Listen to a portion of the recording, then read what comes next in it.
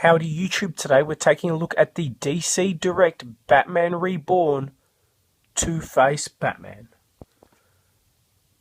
One of my all-time favourite DC collectibles figures. I've had this guy for quite some time and thought with Arkham Knight coming out now, or in a few days' time, it would be the perfect opportunity to review what is, I think, just a really cool figure. Certainly my favourite version of Two-Face. He appears in the Batman Battle for the Cowl storyline, where basically, if you haven't read it, Batman is thought to be dead, and you basically have this jockeying of position where all these other people, Jason Todd, Batman, Azrael, there's Nightwing, a heap of characters who are all vying to basically take up the mantle of Batman.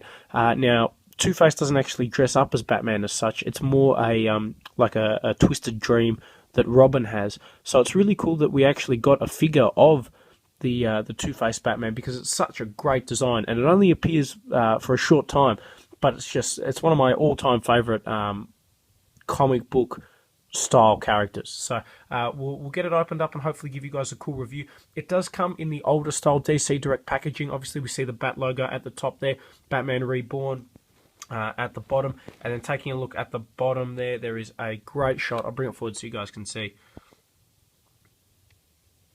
of the Batman Two-Face, or Two-Face Batman. So it just looks awesome. I really love the contrast there, and I'm very excited to get this guy opened up and out of packaging. Taking a look at the back of the packaging, we see the other figures in the wave. Of course, we've got Jason Todd Batman. If anyone knows where I can pick up one of those for a reasonable price, please let me know. That is one of my most sought-after figures. There's Batgirl, of course, Azrael, and then the Two-Face Batman. The read-up on Two-Face Batman says, in a power grab for the underbelly of Gotham City, Two-Face decides to make a power play for more than that. Unfit to assume the mantle of the Bat, Two-Face nonetheless dons a cowl in his own unique way. He doesn't actually dress like this from memory, and it has been a while since I've read the comic, but he basically has his own little power scheme going on, and he appears in the dream like this. The Jason Todd Batman, that looks amazing. That's a really cool looking figure that I've wanted to pick up, but it's just really expensive on eBay, which is quite a shame. And then the Azrael, of course. You can pause it yourself and read the other bios. I'll try and zoom in for you guys so you can check that out. But yeah, certainly one of my favourite Batman story arcs. So let's get this opened up and out of packaging. Okay, and here we have Two-Face Batman opened up and out of the packaging. And one thing that's a little bit interesting is that he's actually smaller than a lot of the other Batman figures. Now, it can be forgiven with the scaling, mainly because this isn't obviously Bruce Wayne. It is Two-Face, who I guess is a little bit shorter than Batman. I think. I'm not too sure, if I'm honest.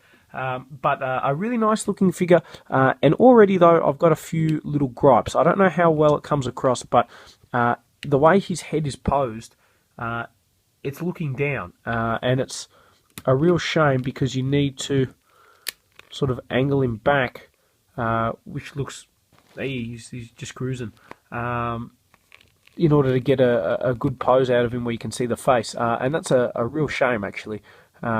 Because visually it's a really cool looking figure. I'll bring it forward so you guys can take a look at the face. Awesome, great detail. You can definitely tell it is Two-Face there. Obviously the contrast with the two sides. One thing I love is just the difference between the red and the blue sides of Two-Face that really capture the differences.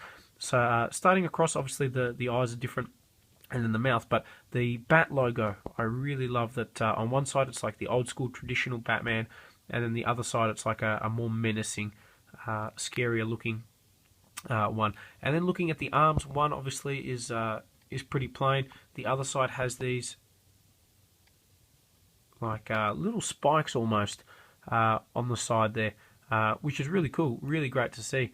And then looking at the utility belt, two different utility belts as well. I just think it's awesome, like a really cool design for a figure and for a character. And then taking a look at the cape on the back as well. Now, in terms of articulation, Two-Face Batman has got a swivel head, which is a shame because if it was on a ball joint, you could angle it up a little bit, which I'm a little upset about. He's got very stiff ball jointed arms, swivel in the bicep, bend at the elbow, swivel in the wrist. Being an earlier DC Collectibles figure, you're not going to get a great range of articulation. Swivel waist, although it's very stiff. Swivel legs, bend at the knee, and then no movement in the feet. So very limited articulation, but this is quite an old figure. So it doesn't really stack up as well to some of the modern day figures like the new Arkham Knight figures, just as an example. But certainly is, just as a visual display piece, something really cool.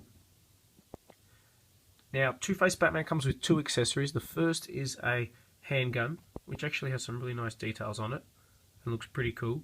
And then the other accessory that I really like is this display stand. Now, unlike some of the other DC Collectibles figures that give you the big bulky display stands, a little bit like the Black Lantern Batman, that take up a lot of space if you're trying to display it in, say, a cabinet. At least this one is pretty small. It basically just pegs into his right foot, like so, and there you go. Not that he actually needs the display base, he actually stands pretty well as is, but it does mean that you can sort of position him a little bit where he's looking up slightly more, and he doesn't want to stand actually, so no, you're not going to be able to do that.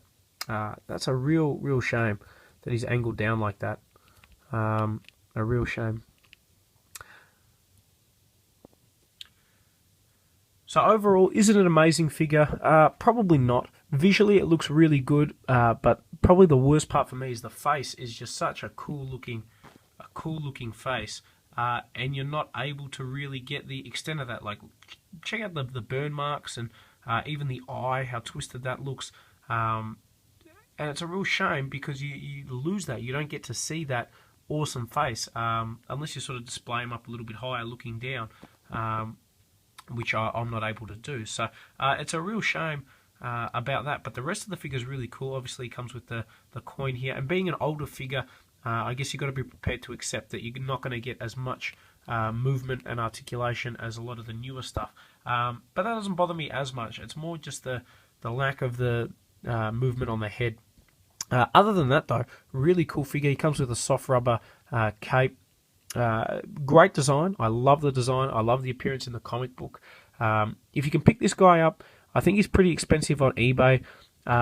Whether he's worth the money or not really comes down to you. I know the Jason Todd Batman is one that I really want, but all the sellers, at least at the moment, are asking around the $100 mark, which to me is just ludicrous, especially considering some of the great figures you can get by DC.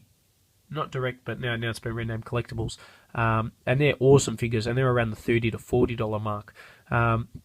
So it's really up to you. If you're a fan of the Battle for the Cowl comic book series, if you're a fan of Two-Face, then no question, I would definitely pick this guy up. Otherwise, you could probably give him a miss. So hopefully you guys have enjoyed this review on the Batman Reborn Battle for the Cowl Two-Face Batman.